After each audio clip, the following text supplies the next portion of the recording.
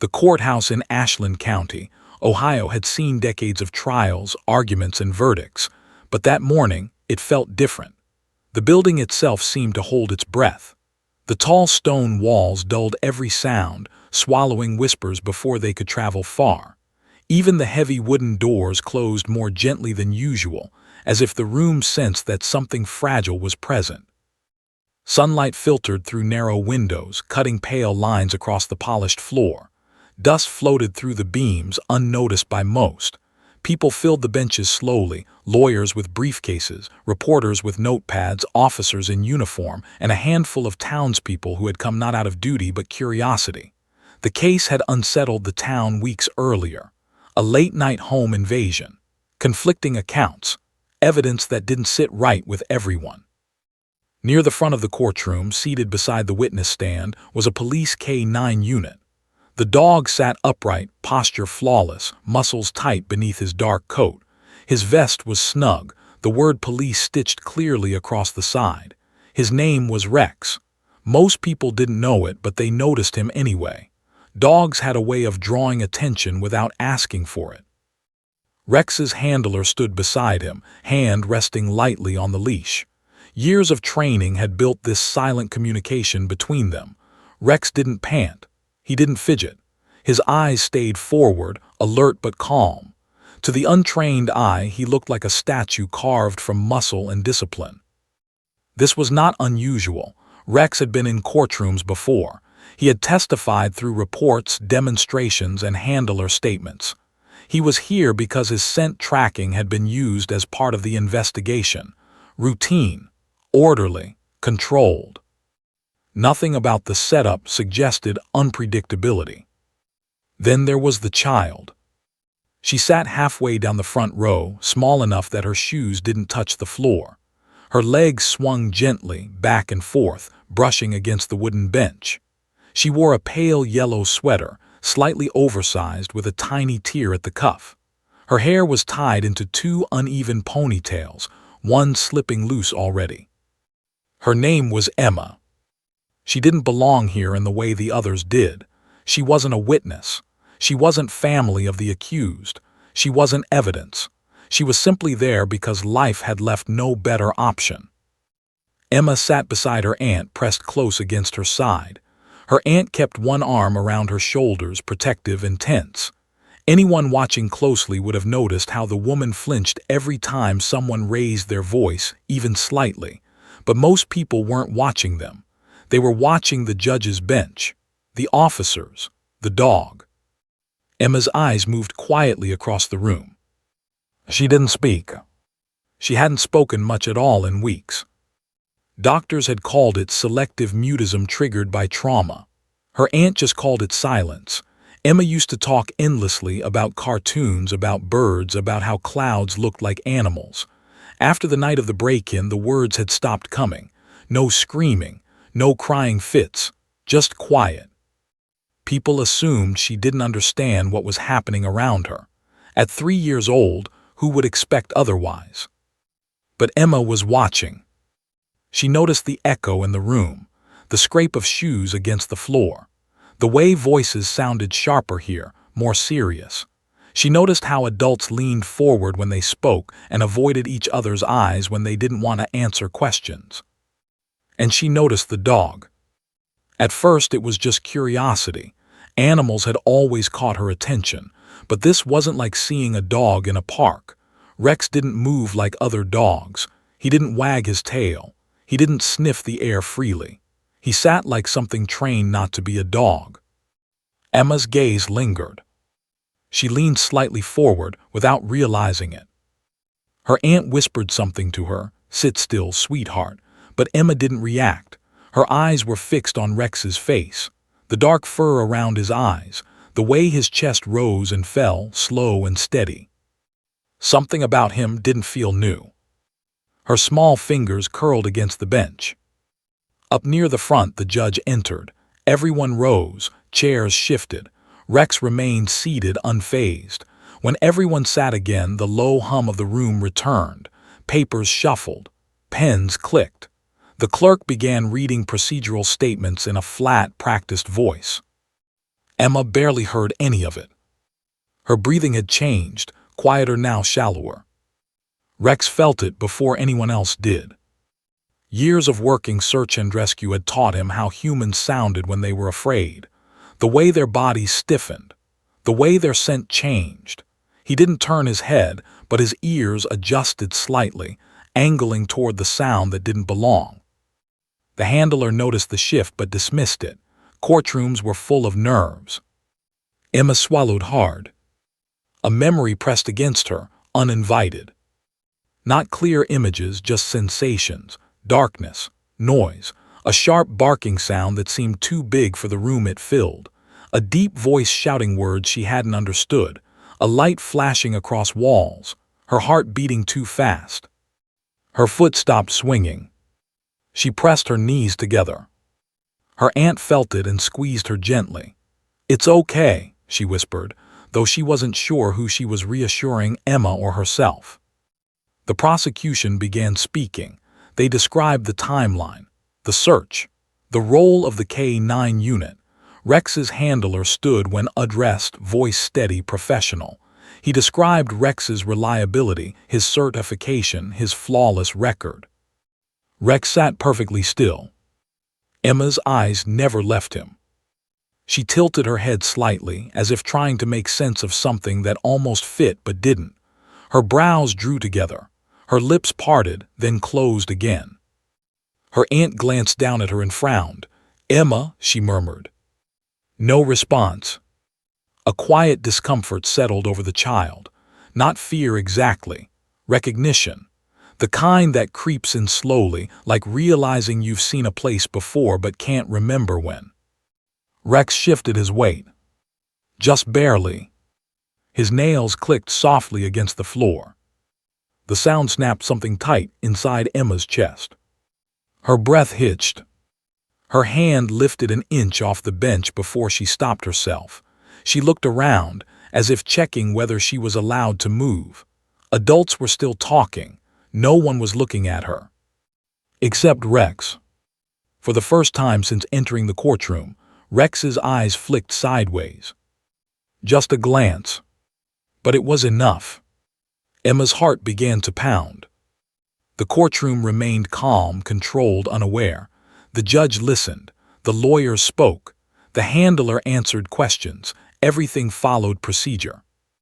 Everything except the small, silent exchange happening between a trained police dog and a child one believed mattered. Emma leaned forward. Her body moved before her mind could stop it. And the quiet courtroom, heavy with routine and expectation, edged closer to a moment no one would ever forget. From the outside, Emma looked like any other tired toddler sitting through something far too long for her age. Her legs no longer swung. They stayed tucked in close, heels pressed together. Her hands rested in her lap, fingers rubbing against each other in a slow, repetitive motion. It was something she did when she felt overwhelmed, though no one in the courtroom knew that. Her aunt did, but even she didn't understand what was happening now. Emma had been quiet for weeks, quiet in a way that unsettled adults. She didn't cry much anymore. She didn't laugh either. She existed in a careful, muted space, responding only when necessary. Doctors had asked questions. Therapists had used toys and drawings. Everyone said the same thing: give her time. Time, however, had brought them here. The night of the home invasion still hung over Emma's family like a fog that refused to lift. She had been asleep when the noise started, wood splintering, voices raised, heavy boots hitting the floor. She didn't remember waking up. She remembered hiding. She remembered the smell of dust and fear. And she remembered a sound that cut through everything else. Barking. Not playful barking. Not the kind that came from neighborhood dogs. This was loud, sharp, relentless. It echoed in her small chest long after the house went quiet again. After that night, Emma stopped talking. At first, everyone thought it was temporary, a shock reaction. She would nod when asked questions, shake her head when she didn't want something. She understood everything. She just didn't speak. Words seemed stuck somewhere deep inside her, as if they'd been locked away for safety. This morning, her aunt had debated leaving her with a neighbor, but Emma had clung to her leg, shaking her head violently when she tried to go. The child hadn't spoken, but her message was clear. "Don't leave me." So Emma came to court. No one expected her to be more than a silent shadow on the bench. As the proceedings continued, the adults leaned into the rhythm of legal language. Terms like probable cause and procedural compliance floated through the room. To most people, it was background noise. To Emma, it was distant, hollow, like sound heard underwater. Her world had narrowed. It consisted of the space between her chest and the police dog at the front of the room. Rex remained seated, posture flawless, but beneath the discipline his awareness sharpened. He had been trained to read danger, not children. Still, something about the small human's focus unsettled him. It wasn't frantic. It wasn't loud. It was intent. Dogs understood intent. Emma's gaze didn't wander like other children's did. She didn't look at the ceiling, the doors, or the people moving past. She watched Rex as if she were waiting for him to do something she recognized. Her aunt shifted beside her, uncomfortable. She leaned down and whispered, "Sweetheart, are you okay?" Emma didn't answer. She barely blinked. The aunt followed her niece's line of sight and noticed the dog. She sighed softly, relieved. Of course, she thought. It's just the dog. Kids liked animals. It was probably the only interesting thing in the room. She gently tried to redirect Emma's attention, pulling a small toy from her purse and placing it in her lap. Emma didn't look at it. Her fingers tightened. The handler continued speaking, describing Rex's actions during the search. His voice was confident, practiced. He spoke about commands given, areas cleared, alerts made. He emphasized the dog's reliability. Rex heard his handler's voice and remained steady, as he had been trained to do. But his ears stayed angled slightly to the side, tuned to the small changes in sound behind him. Emma's breathing was uneven now. She leaned forward an inch, then froze as if afraid someone would notice. Her eyes traced the outline of Rex's vest, the straps, the bold letters. Her chest felt tight. The memory pressed harder this time. Not pictures, feelings. The cold floor beneath her knees. The way her heart had pounded so loudly she thought someone could hear it. The way the barking had come closer, then stopped suddenly, right outside the space where she hid. She remembered being very still. Very quiet. She remembered thinking that if she didn't make a sound, the noise would go away. Rex shifted again. A small adjustment, barely visible. But Emma noticed. Her body reacted before her thoughts caught up. Her shoulders rose, her chin tucked down, her legs pulled closer together. She was 3 years old, but her body remembered fear perfectly. Her aunt finally noticed something was wrong. She studied Emma's face, too pale, too focused. "Hey," she whispered, concern creeping into her voice. "Look at me." Emma didn't. The aunt followed her gaze again and frowned. Rex hadn't moved much, but something about the way he sat felt different now. More alert, more aware. She brushed it off. "I'm imagining things," she told herself. The judge asked for a brief pause while documents were reviewed. The courtroom settled into a low murmur. People stretched, shifted, whispered. Someone coughed. Rex was trained to ignore all of it. Emma was. The sudden change in noise snapped her attention wider. She sucked in a breath, sharp and quick. Her fingers dug into the fabric of her sweater. Rex's head turned slightly. Not enough to be obvious, just enough. Their eyes met. It was a brief connection, less than a second, but it hit Emma like a wave. Her stomach dropped. Her heart slammed against her ribs. She knew him. Not Rex exactly. Not as a dog sitting calmly in a courtroom, but as a shape, a sound, a presence tied to the scariest night of her life. Her mouth opened. Nothing came out. Her aunt gasped softly. "Emma," she said again, louder this time. A few heads turned. Emma stood. It wasn't dramatic. She simply pushed herself up on the bench, legs wobbling slightly. Her balance was unsteady, but her purpose was clear. Her arm lifted, elbow bent awkwardly. The handler felt the leash tighten. Rex's muscles tensed, instincts firing. This was not normal. Children didn't stand and stare like this. Children laughed, waved, cried. This child pointed. A small finger extended, shaking just a little. Directly at him. The murmurs in the courtroom grew louder. Some people smiled, thinking it was harmless. Others frowned, annoyed by the interruption. The judge opened his mouth to speak. Emma's aunt reached for her, panic rising. "I'm so sorry," she began, pulling Emma toward her. But Emma didn't sit. Her lips moved. Air pushed past them. Sound formed. And for the first time since the night everything changed, Emma was about to speak. Rex had learned long ago how to stay still. Stillness was survival in his world. It was discipline, it was trust. From the moment he'd entered K-9 training, he had been taught that movement meant intention, and intention had consequences.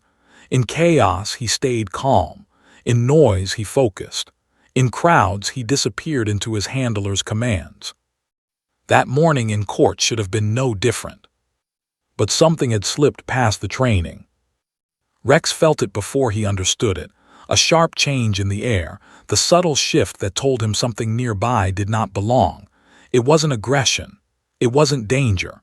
It was fear, old and deeply rooted, radiating from a very small body. He didn't know what fear looked like on a child. But he knew the scent. It was the same scent he'd smelled in collapsed buildings, on lost hikers, on suspects cornered with nowhere to run. It was the scent of someone who had been very quiet once, because being quiet felt like the only way to stay alive. Rex's ears angled backward slightly. His handler felt it immediately. Years together had trained the man to recognize the smallest changes, the tightening of muscles, the shift in weight, the pause in breathing. Rex was alert now, not in the sharp, aggressive way he became on searches, but in a way that felt unsettled. The handler glanced down briefly, then forward again. "Stay," his body language said. Rex stayed. But his attention was no longer on the courtroom. It was on the child. Emma stood on the bench, her finger extended, her small arm trembling under the weight of something far too big for her age. Her aunt was frozen mid-motion, one hand hovering inches from Emma's waist. The murmurs in the room grew louder, spreading like ripples across water. Rex's gaze locked on Emma. Not because he was trained to. Because he couldn't look away. Her face was pale, eyes wide but not confused. There was no curiosity in them now, no innocence. What stared back at him was recognition. Rex's chest tightened. A low sound vibrated in his throat before he could stop it. A whine. Soft, brief, but unmistakable. The handler's grip tightened on the leash. That sound wasn't in Rex's vocabulary for courtrooms. The judge noticed. He leaned forward slightly, eyes narrowing. "Officer," he said, voice calm but firm, "is your dog all right?" The handler cleared his throat. "Yes, Your Honor, he stopped himself. Rex had never done this before. "He's fine," he finished, though his voice lacked its earlier confidence. Emma's finger didn't lower. Her lips parted again. This time sound came out. "Bad dog." The words were small, fragile, but they hit the room like a dropped glass. Silence crashed down hard. Even Rex froze. His ears flattened against his head. His tail went still. The leash slackened as his handler instinctively loosened his grip, stunned. The courtroom had heard children speak before. But not like this. Not with that tone. Not with that certainty. Emma's aunt gasped and pulled her close, dropping to her knees in front of her. "Emma," she whispered urgently, hands shaking as she cupped the child's face. "Sweetheart, what did you say?" Emma didn't look at her. Her eyes never left Rex. The handler felt something twist uncomfortably in his chest. Rex wasn't aggressive. He wasn't baring teeth or barking, but he wasn't neutral either. His body was tense, his breathing shallow. Rex remembered. Not in images, not in narratives. Dogs didn't remember like humans did, but he remembered sensations. Commands shouted louder than usual. The smell of adrenaline. The sharp echo of his own bark in a tight space. The house. The search. The child. That night had been routine, or so it had seemed. A call, a forced entry report. Backup requested. The handler that night wasn't Rex's current partner. It was another officer, newer, harsher, louder. Rex had been younger then, eager to perform, eager to please. He remembered being commanded forward. He remembered the darkness. He remembered barking. Rex's whine came again, barely audible. The judge raised his hand. "Order," he said quietly, though no one was speaking. "Let's take a moment." The bailiff stepped forward instinctively, unsure whether to approach the child or the dog. Emma's aunt hugged her tightly now, heart pounding. She hadn't heard Emma speak like that since before the invasion.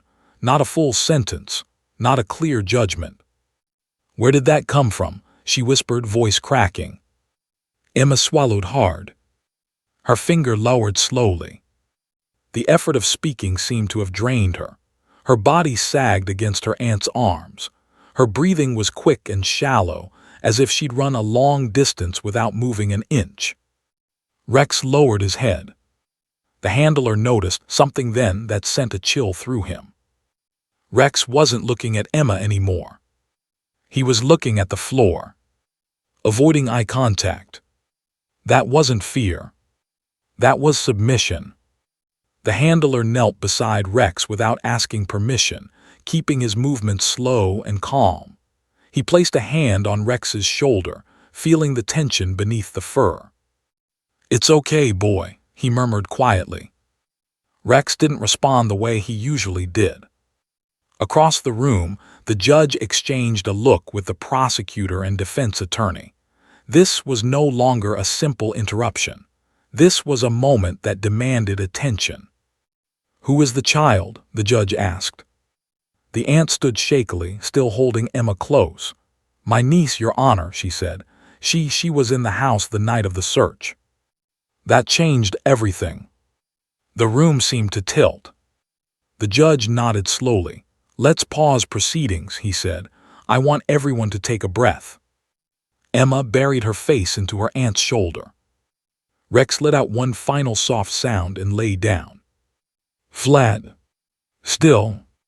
A posture he had only used when correcting himself, when acknowledging something had gone wrong.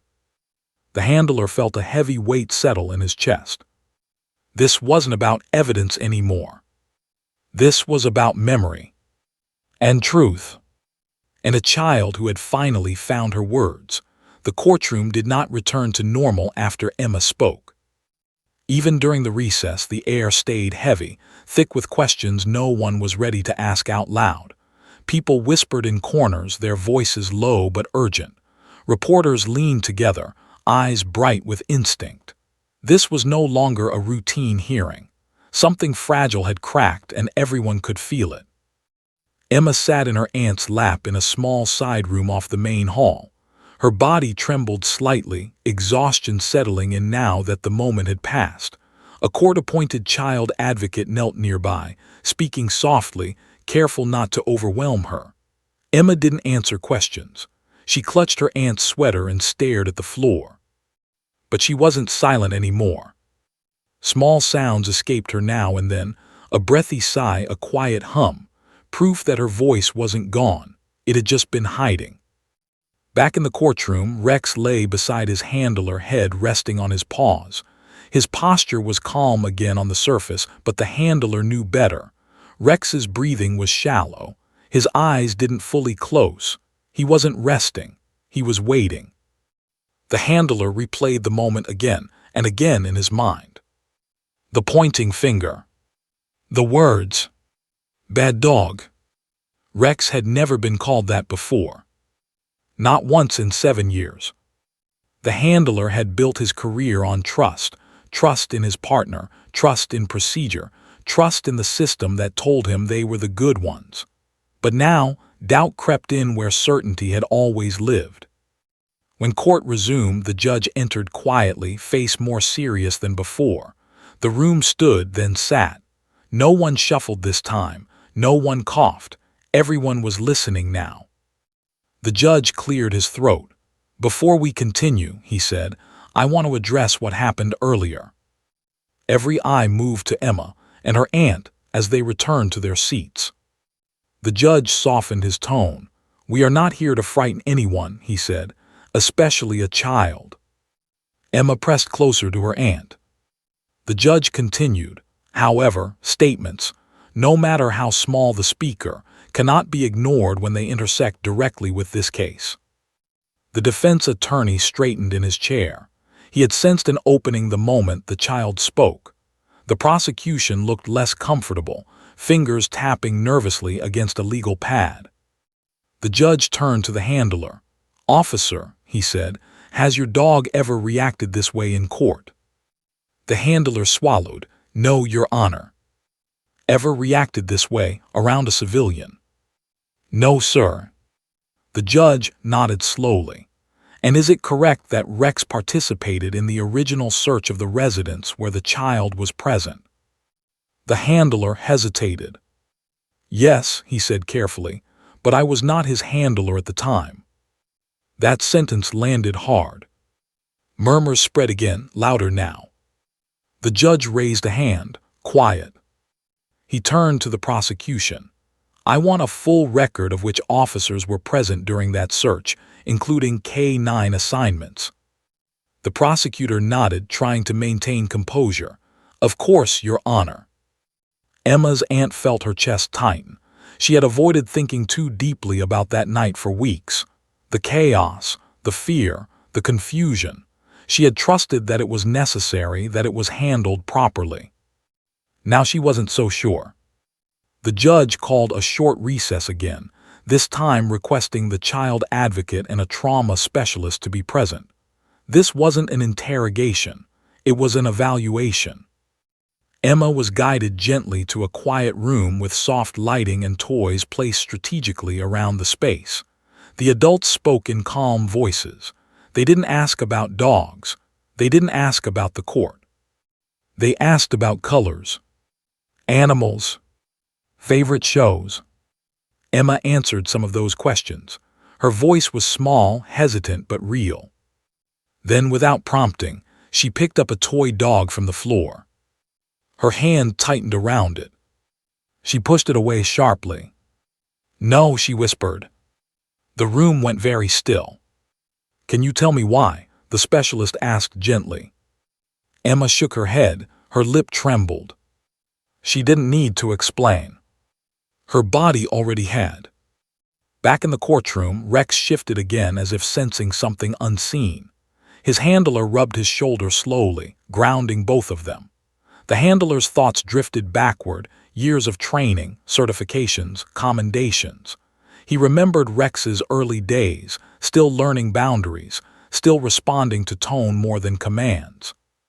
He remembered the officer who had handled Rex that night. Loud, impatient, confident to the point of carelessness. The handler had dismissed his methods before. Different styles, he'd told himself. Everyone worked differently.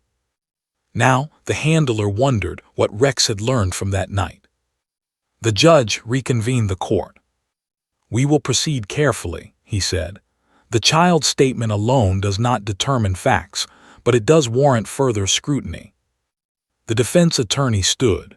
"Your Honor," he said, "we request the court consider the possibility that the K-9 search contributed to coercion, trauma, or improper handling of evidence." The prosecution objected immediately. "Objection," the prosecutor said, "speculation." The judge held up a hand. "Noted," he said, "but not dismissed." The temperature in the room shifted. This was no longer about whether a suspect had committed a crime. It was about how the system had behaved. Emma sat quietly, holding her aunt's hand now instead of hiding. She watched the adults argue, not fully understanding the words, but feeling the weight behind them. Her eyes drifted back to Rex. He wasn't scary anymore. He looked tired. She tilted her head slightly. Rex lifted his eyes just enough to see her. There was no barking. No tension. Just stillness. Emma didn't point this time. She didn't speak. But something between them had changed. Recognition had turned into release. The judge adjourned for the day, ordering records, footage, and internal reports to be submitted before proceedings continued. People stood slowly, conversations buzzing with urgency. As the courtroom emptied, the handler remained seated for a moment longer, hand resting on Rex's back. "We're okay," he whispered, though he wasn't sure who he meant. Across the room, Emma glanced back once before leaving. She didn't look afraid. She looked lighter. And for the first time since that terrible night, she felt heard. The courtroom had returned to its usual rhythm, or so everyone thought. The judge adjusted papers, lawyers shuffled files, and the sound of pens scratching against legal pads filled the air. But the memory of Emma's small, clear words lingered like smoke. Bad dog. No one could shake it. The prosecutor caught himself glancing at the child's seat, wondering if he'd misheard. The defense attorney leaned forward, mind racing. Those two words, spoken by a 3-year-old, carried weight far beyond their size. And for those trained to read behavior, like Rex's handler, it was almost enough to stop time. Emma sat quietly on her aunt's lap, hands folded in her tiny lap. Her chest rose and fell with shallow, uneven breaths. It had been a monumental effort to speak at all. One small sound, and it had drawn the attention of every adult in the room. But the words weren't random. They were memory made audible. Rex sat nearby, restrained by his handler, but his posture was tense. His head lifted slightly, eyes darting between Emma and the far side of the courtroom. He remembered that night, the darkness, the commands, the fear. Not as humans remember, but in sharp, visceral flashes, vibrations in the floor, sense of panic, the smell of a child's hiding place. It wasn't aggression he remembered, it was chaos. The judge called for order. "We are pausing proceedings for a moment," he said, voice steady, though his eyes betrayed concern. "It appears we need to reassess some aspects of this case before continuing." Everyone shifted uneasily. What had been procedural was suddenly personal. What had been orderly was suddenly vulnerable. The defense attorney rose, breaking the tension. "Your Honor," he said carefully, "we believe the court should consider the child's testimony as a factor regarding how evidence was obtained." His gaze flicked toward Rex. Even the K-9 unit's actions may have inadvertently influenced the events in question. The prosecution bristled. "Objection, Your Honor. That is speculative and not relevant at this time." The judge held up a hand. "Noted, but let us not dismiss any input, especially when it involves a minor who may have observed crucial details." Emma's aunt clutched her hands tightly. She had tried to protect her niece, shield her from the details of adult conversation, from the weight of the law. She had succeeded only partially. Emma had absorbed more than anyone imagined. Every noise, every command, every shouted instruction from that night had nested in the child's memory. Later, in a quiet side room, the court-appointed child advocate spoke with Emma. "Do you remember that night?" she asked softly, kneeling to be eye level with the child.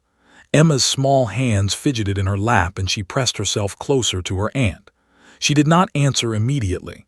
Instead, she picked up a small stuffed dog from the floor, its soft fur pressed against her cheek.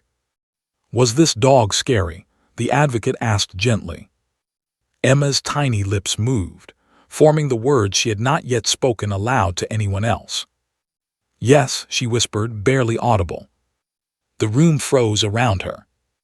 Her aunt exhaled, a mix of relief and fear. Relief because Emma had finally spoken, and fear because those two words confirmed memories too long buried. Back in the courtroom, Rex's handler replayed the scene in his mind. He had worked with Rex for years, trained him, trusted him. He had never imagined that a small child's observation could reveal anything beyond routine K9 behavior. But Emma's reaction, paired with Rex's subtle yet unmistakable change in posture, suggested otherwise. The judge returned to the bench, papers in hand, trying to regain authority over a courtroom still buzzing from the unexpected revelation. He called the officers involved in the original search forward. Their faces tightened as they realized this child's testimony, or rather, her reaction, might cast doubt on procedures previously taken as routine. Emma's words, though simple, began to unravel a chain of events carefully documented, but not perfectly executed. Videos from bodycams, previously considered irrelevant, were now pulled back into review. Logs of K9 deployment, training notes, and officer statements were revisited. The murmurs in the room grew louder as the weight of possible procedural errors became apparent. Rex's handler approached cautiously, restraining the dog while glancing at Emma. She did not cry, she did not scream.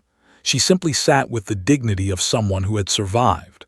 But there was an unmistakable tension in her tiny frame, as though her memory had been waiting for validation.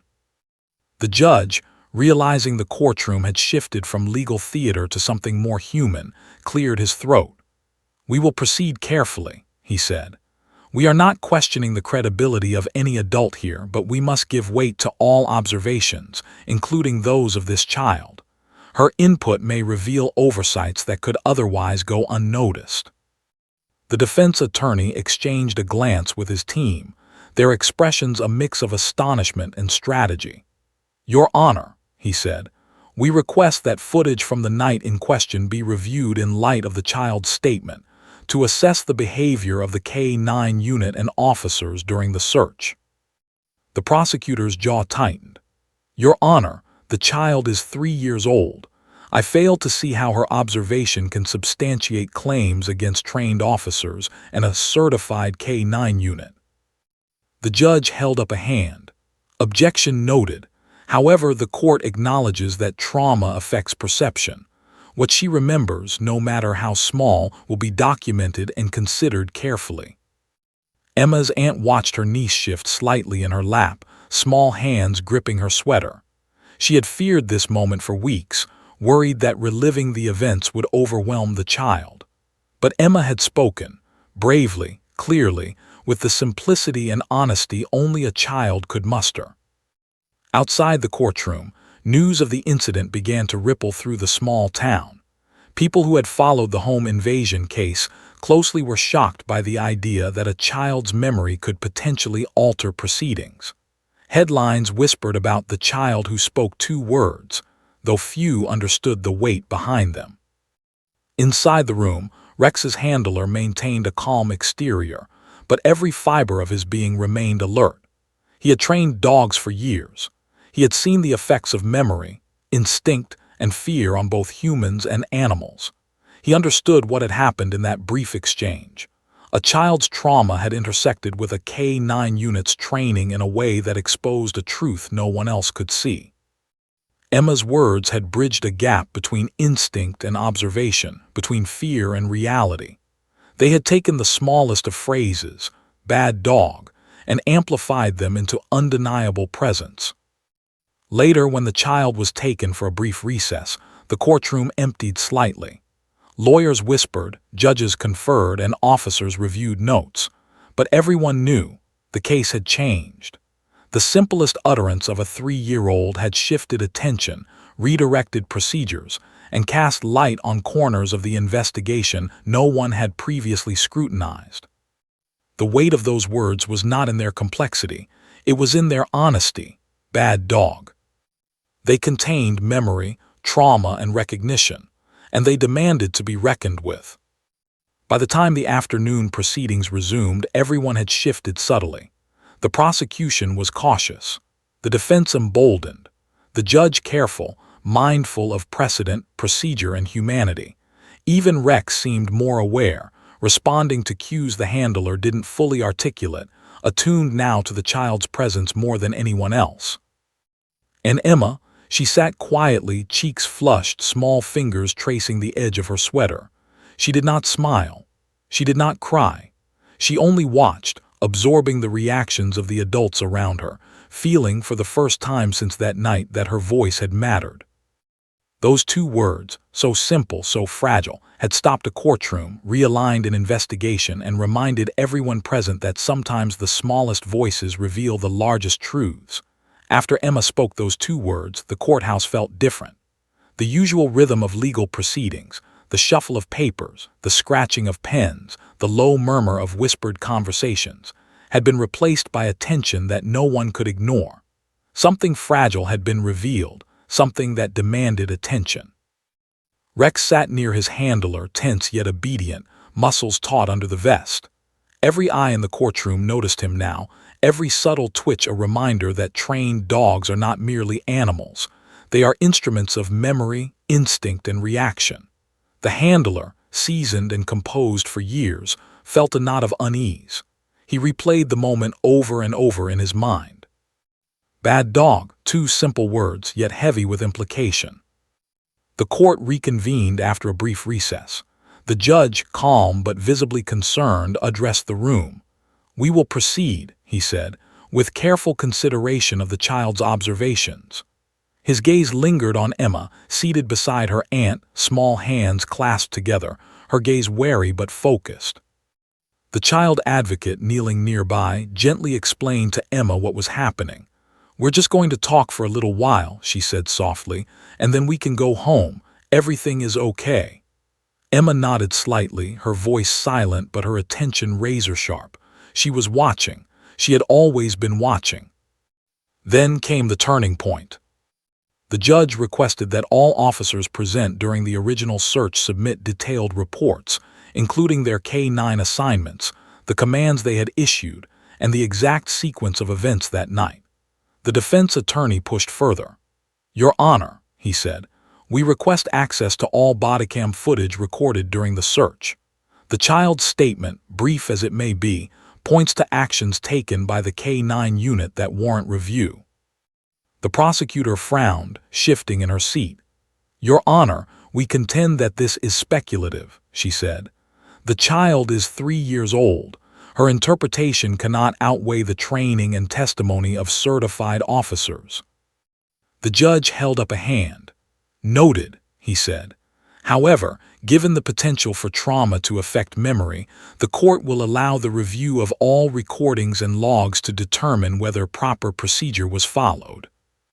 Emma's aunt felt a cold weight settle in her chest. She had tried to protect her niece from the adult world, from the details of what had happened that night, but Emma had absorbed more than anyone realized. She had felt the chaos, the shouting, the barking, and the fear. Her body remembered what her voice had long withheld.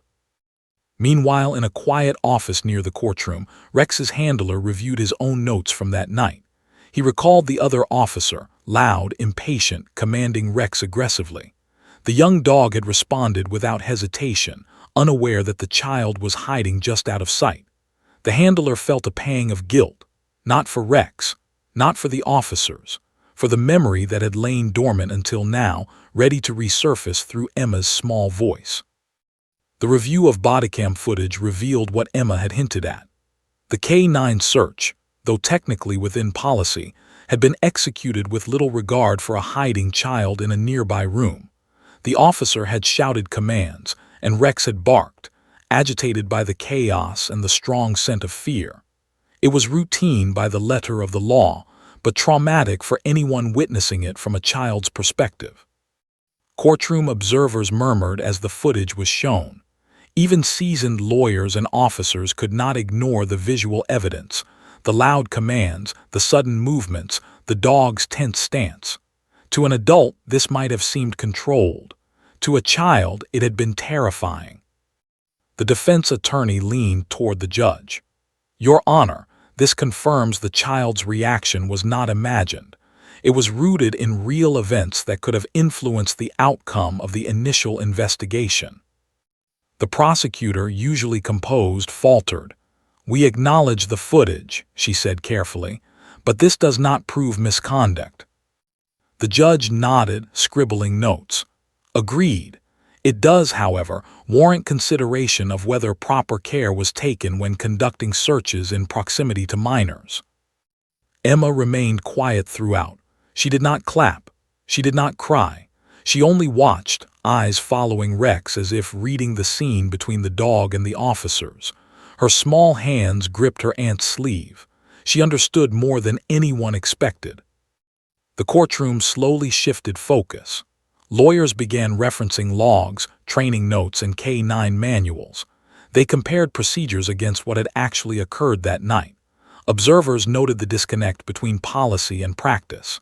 Even small deviations, commands given too sharply, the dog's posture unchecked, the officer's loud movements, began to accumulate into a pattern that could no longer be ignored. The child advocate whispered to the judge, "She remembered everything, Your Honor. It's subtle, but she felt it all. Her words, they are echoes of what she experienced." The judge nodded slowly, eyes scanning the courtroom. "We will continue to review all evidence," he said. "No testimony, adult or otherwise, will overshadow the observations of a child present during the initial incident. The court acknowledges that trauma can preserve memory in ways adults might not expect." Rex's handler, still seated near the dog, felt a shift in his understanding. This wasn't about authority or training. It wasn't about policy alone. It was about memory, instinct, and truth, elements that had no courtroom manuals. The dog had sensed fear. The child had survived it. Together, they had revealed a reality that paperwork alone could not show. Even the prosecutor's demeanor softened slightly. She realized that ignoring the child's perspective would risk undermining the credibility of the entire investigation. A 3-year-old's memory, though fragile, had illuminated a truth adults had overlooked. Procedure had its limits, and sometimes instinct and trauma told a story the law could not. As the day wore on, investigators pored over reports, video evidence, and K-9 training logs. Each piece of information added clarity to the sequence of events. The search had been routine in execution but chaotic in experience. For a trained dog, everything had been clear. For a child hiding in fear, every movement had been magnified into terror. By late afternoon, the courtroom had settled into a careful rhythm of scrutiny. Lawyers presented summaries. Officers explained protocols. The judge listened, taking meticulous notes. And through it all, Emma sat quietly, her small hands folded, observing, understanding more than anyone imagined. The turning point had already occurred. Those 2 words, uttered so simply and innocently, had redirected attention. They had revealed overlooked procedural errors and brought the focus of the courtroom to the child's experience. Rex, for his part, remained seated near his handler, head low but attentive. His instincts had guided him to the truth in subtle ways. Now, combined with Emma's voice, the full picture was emerging. The dog and the child, though separated by species and training, had become instruments of recognition and revelation. For the adults in the room, it was a reminder. Truth often comes from the most unexpected sources. Policy, protocol, and procedure were important, but they were not infallible. Memory, instinct, and courage, even from the smallest among us, could pierce through layers of authority and reveal what had been hidden all along. Emma's 2 words had done more than stop a courtroom. They had changed it. They had turned an ordinary hearing into a moment of reckoning, forcing every adult present to reconsider what they thought they knew. And for the first time since that fateful night, Emma felt that the fear she had carried alone could finally be shared. Her words had weight, her voice had power, and together with a dog who remembered more than most could understand, she had begun to shift the course of justice. The following morning, the courtroom was electric with anticipation.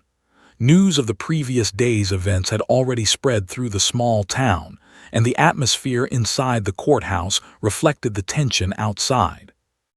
Lawyers, officers, and spectators spoke in hushed tones, all aware that what happened yesterday, Emma's 2 words, her point at Rex, had fundamentally changed the case. Emma sat in the front row beside her aunt, small and quiet but keenly observant. She had spent the night replaying every detail she remembered from that night: the loud barking, the commands, the bright flash of lights, the smell of fear that clung to everything.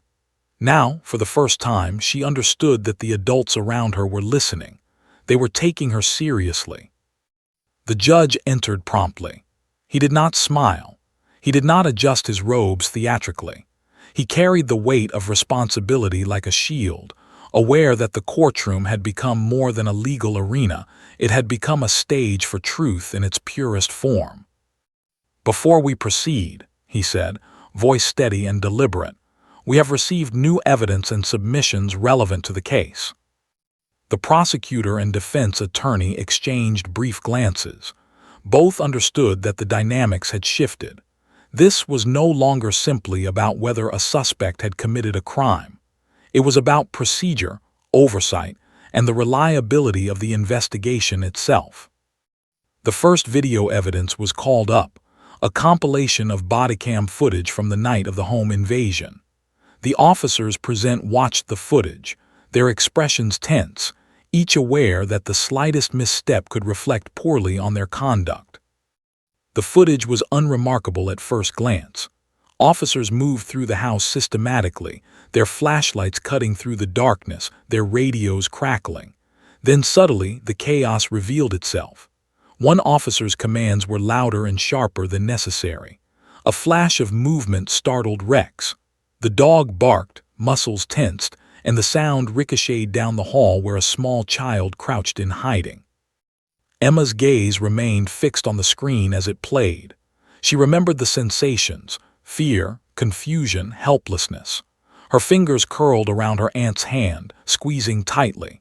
The room held its collective breath as the child, the dog, and the footage converged to recreate the memory of that night.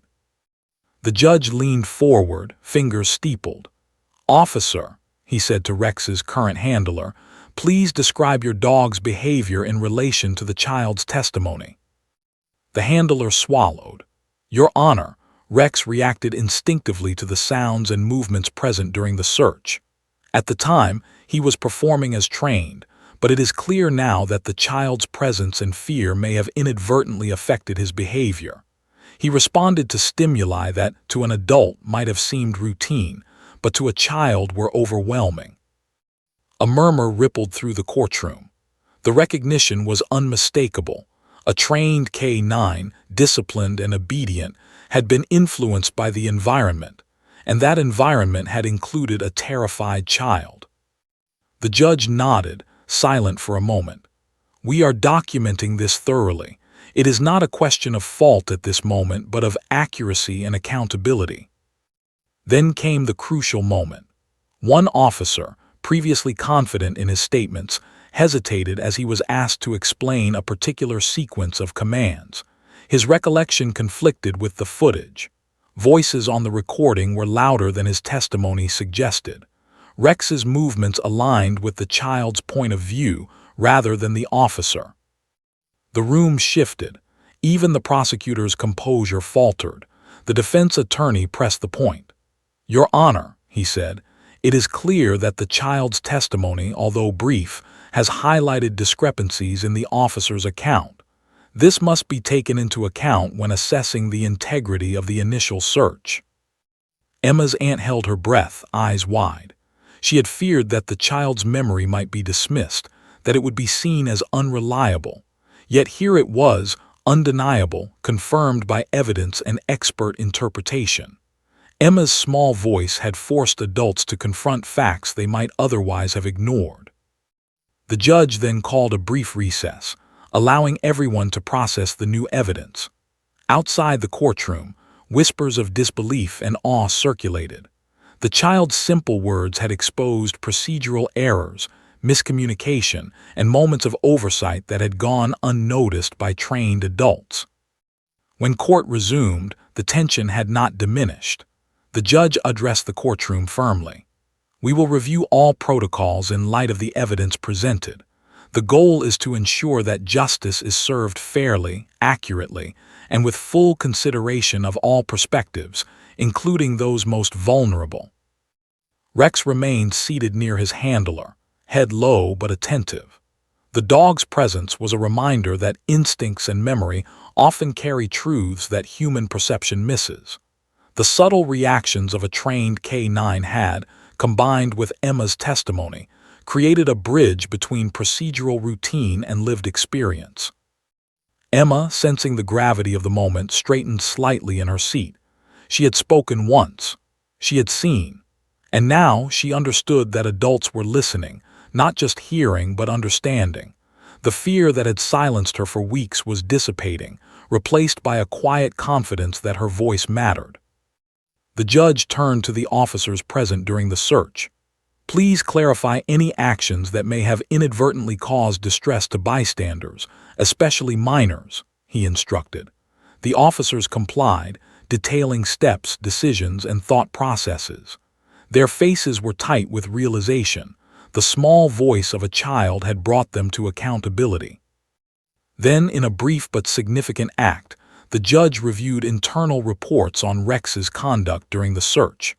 Every report emphasized obedience, reliability, and lack of aggression, but the subtle behavioral changes highlighted by Emma's observation were absent. The judge noted that oversight. The courtroom became silent, filled only with the low hum of anticipation. Everyone waited, consciously or unconsciously, for the next revelation.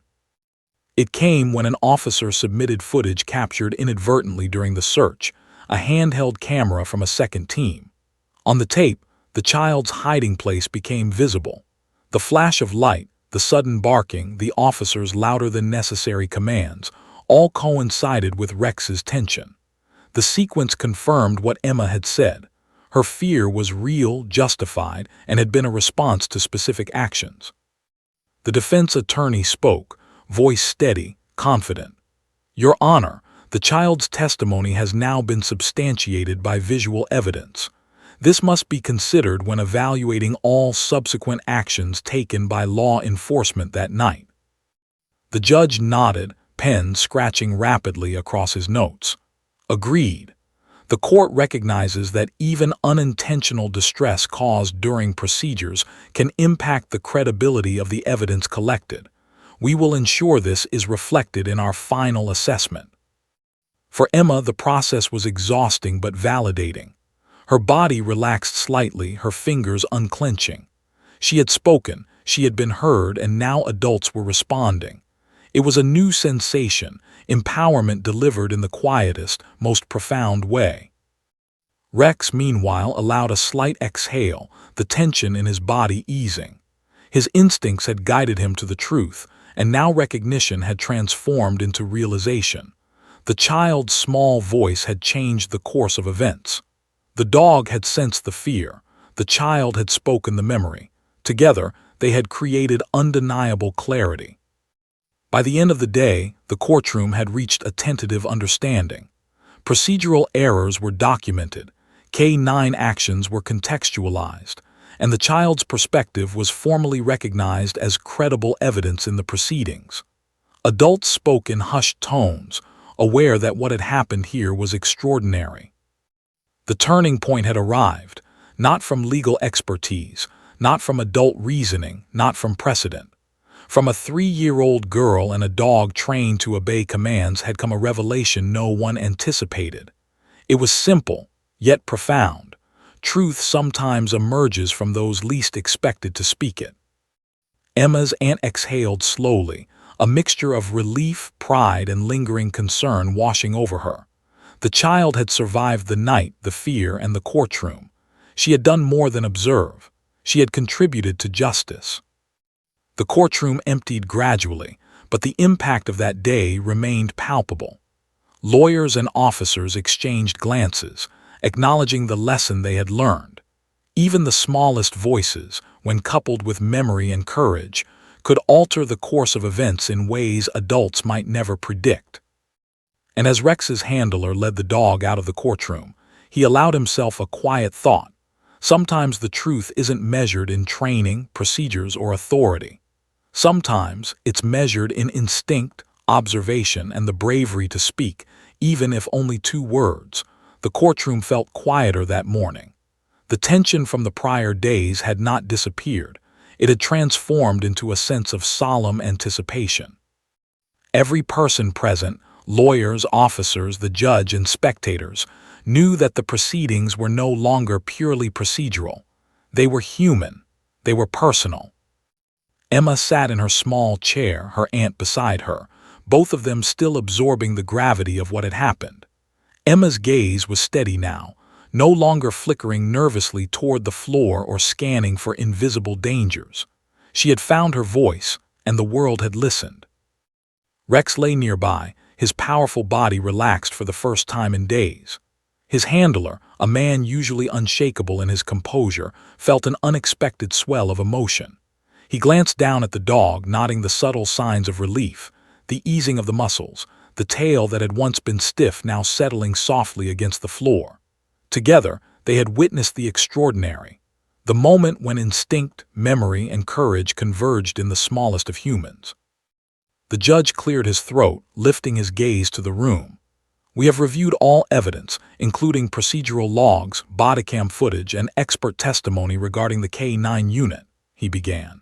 His voice carried weight, authority, and careful deliberation. "We acknowledge the child's testimony, brief as it was, as credible and substantiated by evidence.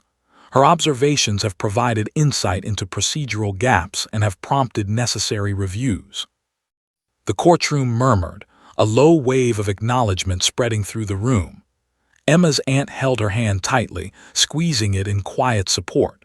She was amazed, even overwhelmed, by what her niece had accomplished with only 2 words. The defense attorney leaned forward. "Your Honor, we request that this acknowledgement be reflected formally in the case records," he said.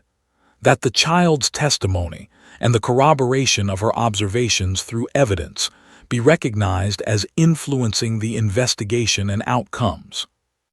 The prosecutor hesitated, swallowing carefully. "While we maintain that officers acted within the boundaries of training, Your Honor, we concur that the child's testimony is a significant factor and warrants proper consideration." The judge nodded, "So noted." His gaze softened briefly as it shifted toward Emma. "And let it be known," he said, "that truth can emerge from even the smallest voices if one listens carefully and without prejudice." Emma blinked, slightly puzzled by the words but feeling the warmth behind them. No one had spoken to her like that before. Adults had always talked at her about the world she couldn't fully control, but now she felt seen. She had contributed to something bigger than herself. The courtroom adjourned briefly, and Emma's aunt guided her to a quiet corner. Emma's tiny legs carried her quickly but carefully. Her eyes flicked toward Rex as he followed his handler out. Something in her chest tightened, an instinctive connection she could not name. She had recognized him immediately, and in some way she understood that he had remembered her too. Outside the courtroom, the small crowd of townspeople whispered among themselves. Local reporters jotted down notes furiously. The story of the 3-year-old who pointed at a police dog and spoke 2 words that changed a case was already beginning to circulate. But for Emma, the world had narrowed once more to something far simpler: understanding, safety, and recognition. Later, in a private meeting room, the judge, lawyers, and officers gathered to review recommendations. Procedures for K-9 searches near children were to be revised. Protocols for interaction and de-escalation were to be emphasized. Officers received guidance on considering bystanders' presence, particularly minors. Rex's handler stood quietly observing the scene. He had trained dogs for years, seen countless incidents, and thought he had understood fear, obedience, and instinct. But nothing had prepared him for the quiet power of a child's memory, her courage, or the way it could illuminate truth. He bent down slightly and whispered to Rex, "You did your part, boy. and so did she. Rex's tail thumped softly, a rare show of emotion. The dog, trained to obedience, had been a witness, a participant, and a guardian in ways he would never articulate. And Emma, with her voice finally breaking through, had completed the bridge between instinct and understanding. For Emma, the impact was deeper than procedure. That night, she had been terrified and silenced. In the courtroom, she had found a way to speak, not just words, but a judgment that adults could neither ignore nor misunderstand. Her small body, trembling with effort, had carried immense weight. Her 2 words had reshaped perception, revealed hidden truths, and brought clarity to those who had believed themselves in full control. Her aunt knelt beside her. "Emma," she whispered gently, brushing a strand of hair from her face, "you were so brave. You helped everyone understand." Emma's lips moved slightly. She didn't speak yet, but her fingers twined with her aunt's. She felt a quiet pride bloom inside her. Finally, she could be part of a world she had feared, a world that had seemed too loud, too unpredictable, too harsh. Meanwhile, in the courtroom proper, the judge finalized his notes. He emphasized that while procedural compliance is critical, human perception, fear, and memory, especially in children, cannot be dismissed. He instructed that all agencies involved review K-9 policies to prevent inadvertent distress in future cases. It was an unusual conclusion for a legal proceeding, formal, procedural, and simultaneously human. The law had acknowledged something fundamental, that truth is not only in documents, reports, or training certifications. Sometimes, it lives in instinct, memory, and courage, often from those least expected to voice it. Outside the courthouse, Rex and his handler waited. Emma's small figure approached, holding her aunt's hand. She stopped a few feet away, staring at the dog's tiny face filled with wonder and recognition. Rex lifted his head slowly, nostrils flaring faintly, eyes soft but attentive. For a moment, time paused. The 3-year-old and the K-9 locked eyes, silent communication passing between them. Emma extended a small hand toward him, not pointing in judgment this time, but reaching in recognition. Rex, trained to respond to commands, made no move to act, but his gaze remained fixed. The handler, witnessing the quiet exchange, felt a surge of understanding. The dog had acknowledged the child. She had survived. She had spoken. And in some instinctive, silent way, they had forgiven, recognized, and healed together. Emma's aunt smiled, tears glistening in her eyes. "Go on," she whispered. "Say hello." Emma's small fingers brushed against Rex's fur, tentative but gentle. The dog did not move. He did not bark. He simply stood, momentarily leaning into the touch as if to say, "I remember. I understand." The crowd that had gathered outside murmured softly, sensing the extraordinary bond. A child, traumatized but courageous, and a dog, trained for obedience but capable of instinctive recognition, had together revealed truths no adult could ignore. In that quiet moment, Emma felt something she hadn't felt in months: safe, heard, seen, powerful in a way that transcended her age, size, or silence. And in that same instant, everyone watching understood the lesson that justice often forgets. The smallest voices, when brave enough to speak, can reveal the largest truths. The story would be told for years. A 3-year-old pointing at a police dog, uttering 2 words and changing the course of a case. But for Emma, it was simpler than fame or attention. It was the discovery of her own courage, the restoration of her voice, and the quiet reassurance that she had not been alone.